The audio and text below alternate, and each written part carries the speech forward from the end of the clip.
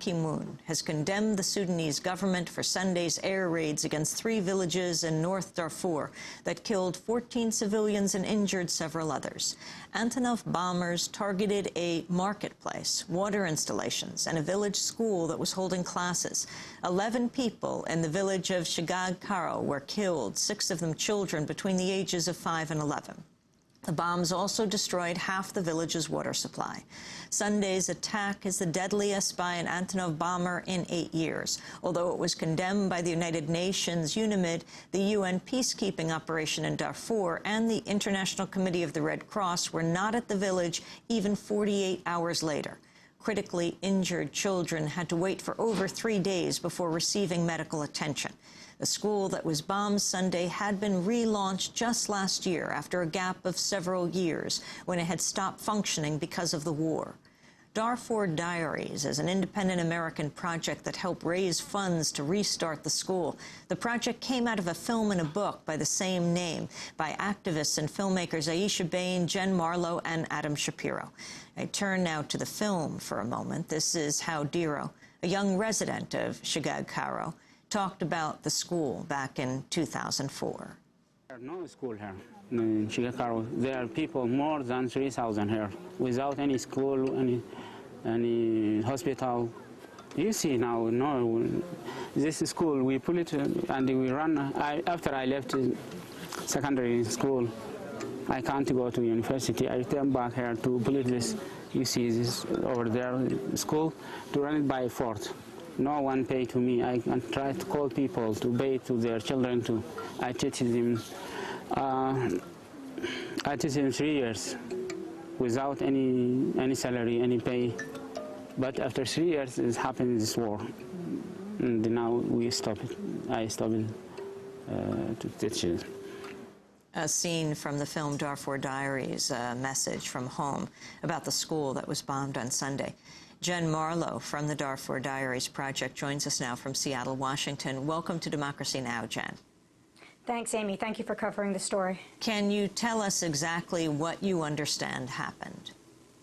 Yeah, absolutely. Diro, who you just ran a clip of, he called me. It was Sunday morning, Seattle time. Phone woke me up. I answered the phone, and he called me with the news that the school in Shigag Karo had just a few hours earlier been attacked, been bombed by an Antonov plane. And at that time, they weren't sure how many children had been killed, but that children had been killed. And he called me back soon afterwards to say that it was 6 children, and also that the market had been attacked as well. 5 other people killed in the market, and that one of the 2 water sources in Shigag Karo, one of the 2 pumps, had also been destroyed. Explain exactly who did it. Antonov aircraft are only flown by the Sudanese government. It was a school and a village attacked by the government of Sudan. What are Antonov bombers? Antonov bombers are a very inaccurate form of aircraft. I mean, they absolutely no precision guiding the bombs. I mean, they're Russian-made aircraft, and the bombs are literally rolled out of a hatch in the back of the aircraft. And that's one of the reasons why it's really unusual for an Antonov attack to have this level of casualty, because they are so inaccurate. The last time, as I think you mentioned when you were introducing the segment, the last time that there was a hit like this with this kind of civilian casualty from one Antonov attack wasn't since a school in Kordofan in 2000. Can you talk about the school, Jen? You visited it several years ago. Yeah, Adam and Aisha and I were there. We were in Shigag Karo with Diro in 2004. He showed us the school he had built, which at that time wasn't functioning. Diro had stopped teaching when the conflict started, because he was worried that if he gathered children in one place, that that they could be a target, and and he would feel responsible.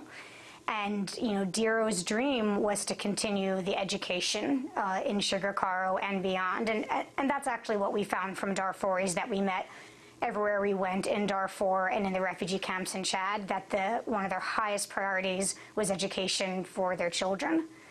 And so that was one of the reasons why we were so excited when we realized we had the opportunity to relaunch the school with Diro.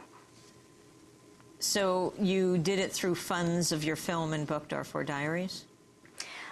Part of the proceeds from the film and book are going to fund, and we're funding 4 schools right now. Sugar Kara is one of 4 schools we're funding, 3 of them in villages where we filmed. But there's also been a lot of fundraising events that different people have helped us with, that schools helped us with. Actually, Alice Walker gave us our first donation to launch the school project in its very beginning, and our first school was in Musbat village that we started funding. And then the funds that allowed us to launch the Sugar Kara School were raised in a fundraiser we did with Mia Farrow. And that fundraiser was May 4th, 2007, which was exactly 1 year to the date before the school was bombed, which was May 4th, 2008. Jen Marlowe, Darfur hasn't been very much in the news. What do you think has to happen right now? Well, I mean, that's a big question about if you're talking about what has to happen right now in terms of this village or Darfur in general. For this village, I think one of the things that needs to happen is, there's still 2 critically injured children. They did finally get the medical help that they needed, but only after the villagers themselves drove them 4 hours over grueling desert terrain to seek treatment for them. No help came to the village. You described in an article in The Nation this little girl with a broken back, and they had to decide whether to wait or whether to take her on a cart and drive this number of hours. They waited for 48 hours.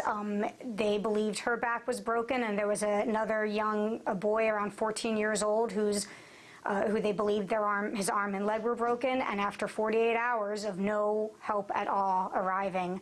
And this is in an area of the world with one of the largest humanitarian operations, and the largest peacekeeping mission in the world is in Darfur. They loaded those kids up on a car and drove them over 4 hours of jolting terrain, and they ended up meeting the ICRC then in a village that took them about 4 hours to drive there. And the little girl's back is not broken, is what we learned. It is badly injured, but her leg was amputated. Her leg was broken and was amputated, and the boy's leg was amputated as well. And we can only speculate. We don't know whether or not their legs could have been saved if medical care had arrived in a timely fashion. And then that larger question of what you think needs to happen for Darfur now. There's so many ways to address that question. One of the things that has been frustrating to me, working on this issue now for 4 years, is how much Darfur is looked at in isolation. And although the groundswell of activists that have risen up around Darfur, there's a lot that they've done that has been very constructive and helpful and positive. But some of the things that are frustrating for me to look at is how they're looking at Darfur in this isolated spotlight, as if Darfur exists without a context. What's happening in Darfur has a much larger context, a geographic context, a historical, a political context. It's connected to what's been going on in South Sudan for decades. I was just back. I was in South Sudan this past summer shooting a new film. The South is very likely on a slow slide back towards civil war. So first of all, I think one thing is we have to remove this spotlight that has started to focus on Darfur and replace it with a floodlight, and look how it's connected to what's happening in neighboring Chad, Central African Republic, South Sudan, the region as a whole. And I think another thing is that, and this is connected to what happened in Sugar Kara, and I think it's connected to Darfur as a whole. There's a lot of drumbeat that we hear from the activist movements of Save Darfur and, calls of genocide and of slaughter, and a lot of inflation of what happens day to day in Darfur. And unfortunately, because of that, then when there really is a massacre, when there really is slaughter, it gets lost. It gets lost because people assume that what happened on Sunday is a daily occurrence in Darfur. I think there needs to continue to be a very sustained international diplomatic effort. There needs to be there was a lot of emphasis put on getting UNAMID in there. UNAMID is the hybrid force between the United Nations and the African Union, and for several years, that was the whole emphasis of the international community, was pushing to get UNAMID in there, as if that would be some kind of cure-all, that as soon as UN troops were on the ground, that everything would be fine. And unless UNAMID is able, there'd been no real game plan about how UNAMID was going to be able to be effective, how they were going to be able to fulfill their mission, their mandate of protecting civilians. So those are some of the huge questions that I think what happened on Sunday brings into stark relief. Jen Marlowe, I want to thank you very much for being with us. Filmmaker, co-producer of the film Darfur Diaries, A Message from Home, and co-author of the book Darfur Diaries, Stories of Survival.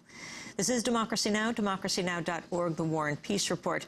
When we come back, we'll speak with a filmmaker who was arrested in the Niger Delta. She was doing a film called Sweet Crude. She was released after a week.